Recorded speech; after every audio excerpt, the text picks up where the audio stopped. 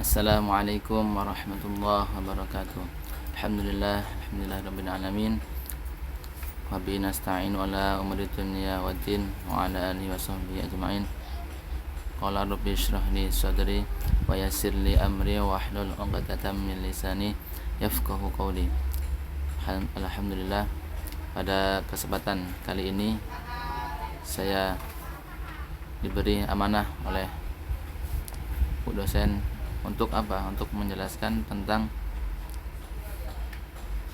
suatu mata pelajaran, yaitu ilmu pendidikan Islam.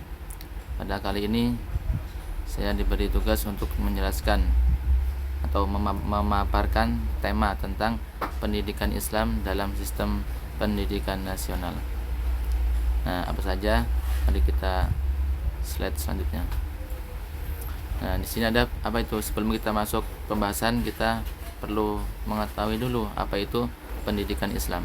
Nah, di sini pendidikan Islam merupakan upaya dasar dan terencana dalam menyiapkan peserta didik untuk mengenal atau memahami, menghayati, mengimani, bertakwa, berakhlak mulia, mengamalkan ajaran agama Islam dari sumber-sumber utamanya, yaitu apa? Kitab suci Al-Quran dan hadis, melalui kegiatan bimbingan, pengajaran, latihan, serta penggunaan pengalaman. Nah, pendidikan Islam itu berfokus lebih ke akhirat. Nah, tujuannya akhirat. Nah, setelah kita mengetahui apa itu pendidikan Islam, mari kita lanjut, yaitu apa tujuan pendidikan Islam. Nah, tujuan pendidikan Islam adalah untuk membimbing dan mendidik seseorang untuk memahami ajaran agama Islam. Diharapkan mereka memiliki kecerdasan berpikir atau IQ dan kecerdasan emosional, dan memiliki kecerdasan spiritual. Untuk apa? Yaitu untuk apa? Bekal menuju kesuksesan dunia dan akhirat. Nah, jadi tidak melulu tujuan untuk apa? Tujuan pendidikan Islam itu untuk akhirat. Ternyata apa? Dunia juga ikut andil atau ikut harus bisa mencapai kesuksesan dunia dan akhirat. Jadi dua-duanya dapat kalau pendidikan Islam. Nah, sedangkan nanti ada perbedaan pendidikan nasional itu apa? Nah, kita lanjut sekarang, yaitu pendidikan nasional. Fungsi dan tujuan pendidikan nasional. Pendidikan nasional itu berfungsi mengembangkan kemampuan dan membentuk watak serta peradaban bangsa yang bermartabat dalam rangka mencerdaskan kehidupan bangsa. Bertujuan yaitu untuk apa? Untuk berkembangnya potensi peserta didik agar menjadi manusia yang beriman dan bertakwa kepada Tuhan Yang Maha Esa, berakhlak mulia, sehat, berilmu, cakap, kreatif, mandiri, dan menjadi warga negara yang demokratis serta bertanggung jawab. Untuk merealisasikan fungsi dan tujuan pendidikan nasional tersebut, maka perlu mengimplementasikan pendidikan Islam pada setiap lembaga pendidikan. Nah, sejarahnya pendidikan di Indonesia itu selama ini apa? Yaitu bersifat dualisme atau dualisme pendidikan. Nah, yaitu umum dan agama. Bahkan sejak pemerintahan kolonial Belanda itu sudah dikenalkan, yaitu sistem pendidikan yang bersifat sekuler, ya. Sementara pendidikan Islam yang diawali oleh pesantren tidak memperhatikan pengetahuan umum. Jadi fokus ke pendidikan Islam, ya. Jadi pesantren itu dari awal berdirinya pesantren itu ya intinya buat pendidikan Islam doang, untuk memahami ilmu-ilmu yang ada di dalam agama Islam. Tapi seiring bertambah zaman sekarang, mulai dikombinasikan antara pendidikan nasional dan pendidikan Islam, ya. Meskipun pada awal kemerdekaan masih mewarisi sistem pendidikan yang bersifat dualistis.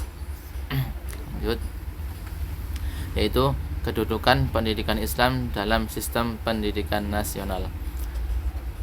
Pendidikan Islam diakui keberadaannya dalam sistem pendidikan nasional pada tiga hal, yaitu apa saja? Yang pertama yaitu pendidikan Islam sebagai lembaga. Terus selanjutnya yaitu pendidikan Islam sebagai mata pelajaran. Dan yang ketiga yaitu apa? Pendidikan Islam sebagai nilai atau value. Nah, mari kita bahas tiga-tiganya itu dalam slide selanjutnya. Itu apa? Yang pertama tadi apa? Pendidikan Islam sebagai lembaga. Satu, lembaga pendidikan formal. Nah, ada kalanya pendidikan itu ada pendidikan formal, informal, dan non formal. Nah, di sini Islam itu sebagai lembaga pendidikan atau sebagai lembaga. Nah, lembaga pendidikan. Nah, di sini ada pendidikan formal. Contohnya apa? Nah, yang pertama yaitu apa? Pendidikan dasar. Nah, dasar itu ya paling bawah ya. Nah, yang pertama yaitu apa itu? Ada MI dan MTS. Itu ada di pasal 17. Nah, terus yang B yaitu pendidikan menengah, MA atau dan MAK.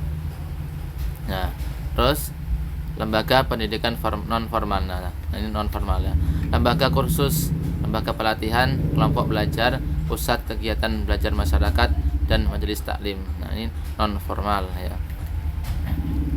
Pesantren juga itu non formal ya. Jadi khusus non formal ya. Pokoknya yang tidak berkaitan dengan pemerintah itu non formal. Yang ketiga yaitu apa? Lembaga pendidikan informal. Nah, informal itu di dalam. Nah, biasanya pendidikan ini ada pendidikan awal, yaitu ada di keluarga. Pendidikan di lingkungan keluarga dan kegiatan belajar secara mandiri, itu pendidikan informal. Terus yaitu pendidikan anak usia dini atau PAUD ya, atau Raudatul Atfal. Kelima yaitu pendidikan keagamaan, yaitu pondok pesantren, majelis taklim ya, pengajian itu pendidikan ya. Jadi nggak harus muluk pendidikan itu berbasis kayak sekolah atau berbasis apa ya, suatu instansi, tapi sesuatu yang di dalamnya itu yaitu mengajarkan sesuatu ilmu ya yang berupa kebaikan. Nah, itu disebut pendidikan. Selanjutnya yaitu yang kedua tadi ya, yang pembahasan tiga tadi yaitu pendidikan Islam sebagai mata pelajaran. Nah, pada sekolah umum mata pelajaran pendidikan agama Islam yaitu PAI. Nah, kan kita lihat di sekolah umum kayak SMP, SD, dari SD, SMP, SMA itu ada pelajaran Islam, yaitulah menyisipkan pendidikan Islam di situ ya. Tapi sekarang itu masih kurang cukup untuk untuk memaksimalkan ajaran Islam yang ada di pendidikan formal seperti SMP, SMA, SD itu kurang. Nah, maka yang agak banyak atau fokusnya itu ada di madrasah. Contohnya apa? Kayak fikih, SKI, akidah akhlak, Al-Quran hadis. Jadi banyak, ada 4. Sedangkan yang di sekolah umum itu cuma ada 1 ya.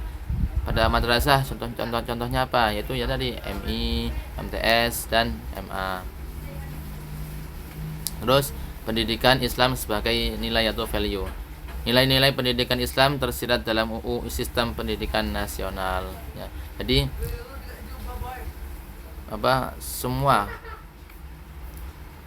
pelajaran atau nilai-nilai yang ada di pendidikan seluruh Indonesia itu, baik formal atau non formal ya, atau swasta atau negeri, atau berbasis madrasah atau berbasis umum, itu pasti ada nilai-nilai pendidikan Islam. Contohnya apa?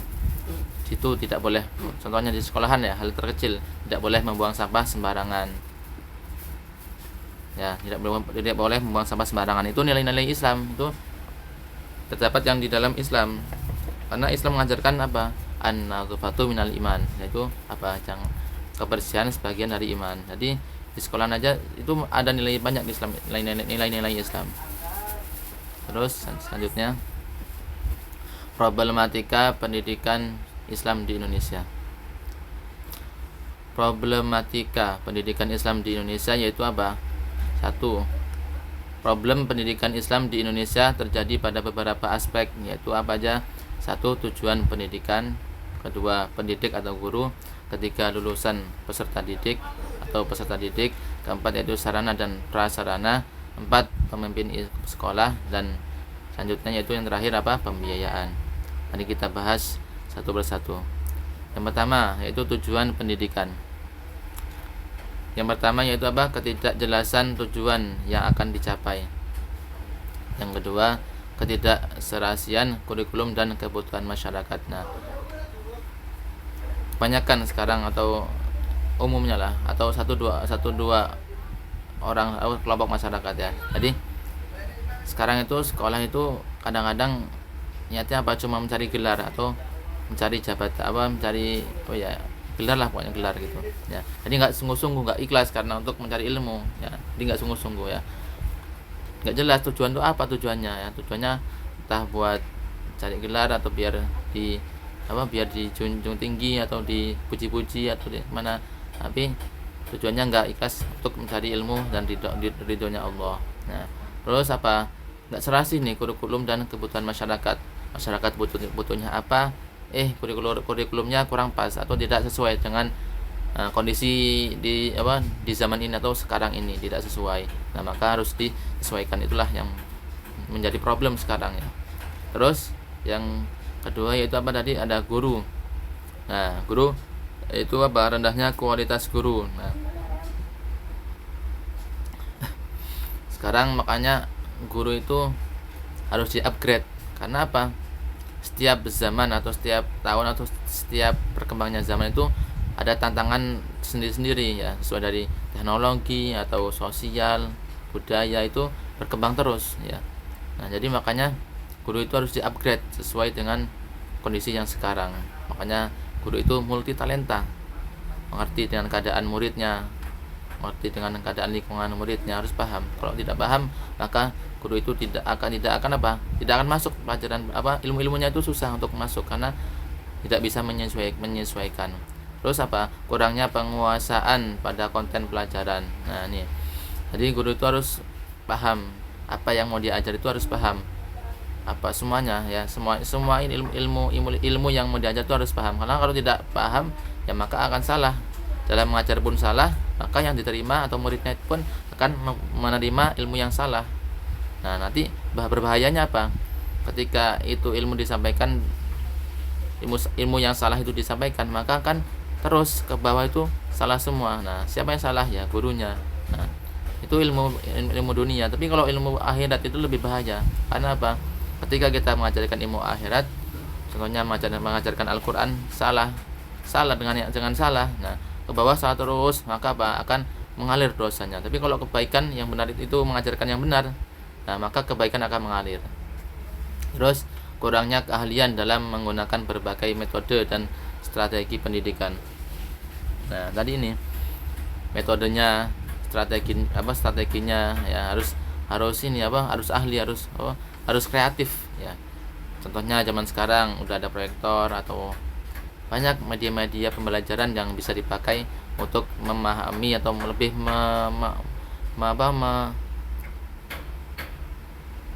memudahkan lah untuk kita dalam menyampaikan ilmu itu ya, atau mengajar ya.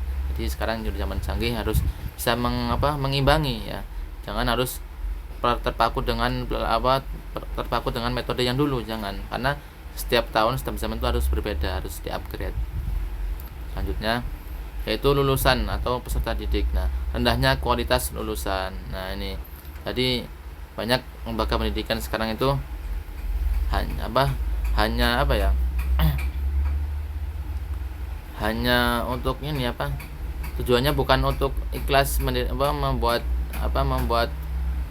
suatu lembaga pendidikan, tapi ada yang condong ke bisnis. Jadi tidak memperdulikan kualitas peserta didiknya, yang penting bayar, yang penting lulus. Nah, ini zaman sekarang banyak sekali lembaga-lembaga pendidikan itu yang kurang menciptakan atau melahirkan generasi-generasi yang berkualitas ya. Karena hanya sebatas ijazah saja, tapi kualitasnya tidak sesuai dengan apa yang dibutuhkan. Nah, terus kemerosotan akhlak. Nah, banyak sekarang nih orang berilmu, orang yang tinggi jabatannya, tapi kalau nggak berakhlak ya sama aja. Karena orang yang berilmu itu belum tentu berakhlak, tapi insya Allah orang yang berakhlak itu insya Allah ada ilmunya ya. Jadi setinggi pun ilmunya, tapi kalau tidak ada akhlak ya akan nol, nilainya nol ya. Terus certificate oriented ya, atau apa pastian atau apa apa itu buktinya ya, sertifikasinya kurang bagus ya, tidak ini. Terus sarana dan prasarana. Nah, sarana ini kurang memadai. Nah, kondisi sekarang ini Indonesia itu banyak mengalami kekurangan dalam segi prasarana pendidikan.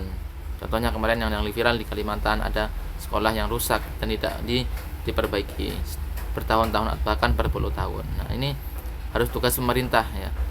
Sama pemerintah bagaimana dengan ini, pemerintah harus mengalokasikan dana pendidikan itu lebih banyak lagi. Karena apa?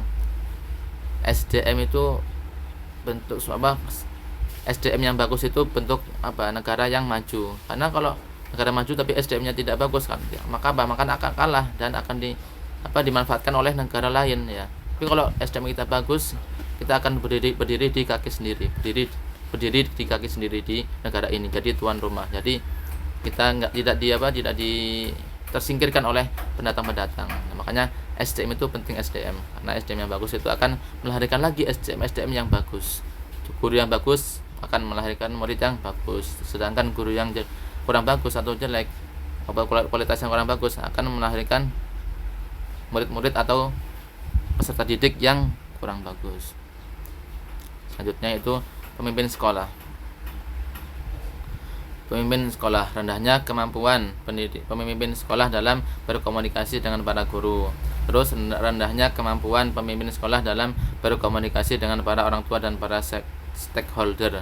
Terus yaitu pembiayaan, penggunaan bantuan dana yang tidak tepat sasaran dan mahalnya biaya pendidikan. Nah, bantuan dana BOS, nah banyak kasus sekarang banyak diselewengkan. Nah, ini harus tugas pemerintah, harus mengaudit atau mengontrol dana itu agar tepat sasaran, karena kasihan banyak kadang ini salah sasaran, ada yang kaya dapat, ada yang miskin kadang nggak dapat, itu kadang kebalik. Itulah tugas pemerintah, atau sama-sama kita mengontrol semuanya. Tidak harus tugas pemerintah, tapi harus semuanya dari segi golongan masyarakat. Terus mahalnya biaya pendidikan. Nah, ini di sini pendidikan masih mahal benar, karena